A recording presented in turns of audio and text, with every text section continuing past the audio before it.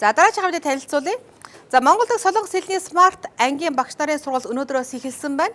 Энэхүү сургалтыг Солонгос улсын Гёнги аймгийн захиргаанаас ивент тэтгэж Доксон эмэгтэйчүүдийн сургууль боловсрол соёл шинжилгээ ухаан спортын яамтай хамтран зохион байгуулж байгаа юм байна.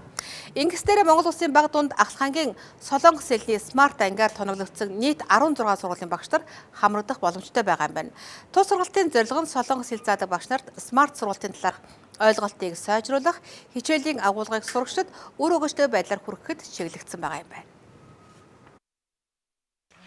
Нэгдүгээрт давуу бусад смарт танхим танхим бусад танхимуудыг смарт танхимыг бусад танхимтай энгийн танхимтай харьцуулахад олон давуу тал бий. Нэгдүгээрт сурагчид ном цүнх хэрэггүй. Өөрөөр хэлбэл тэр хүүхэд өөрөө сурагч ирээл бүх контентцууд агуулгууд дижиталаар орсон учраас сурагч ирээд шууд хичээлдээ сонсох сурагч хичээл дээрээ ирэхэд л болно.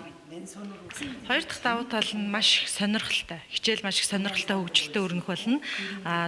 Зөвхөн урд нь цаасаар номоор хардаг байсан зураг хөргүүдийг бүгднгийн дижиталаар зураг үзүүлэн, видео бичлэг тэр бүхнийг ашиглаж хичээлийг явуулах боломжтой болно.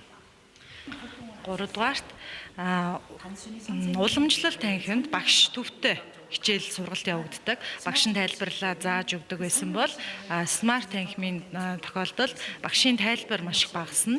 Харин эсвэргээр нь оюутан сурагчдын оролцоо маш их нэмэгдэж шав төвтэй сургалт явагдах боломжтой.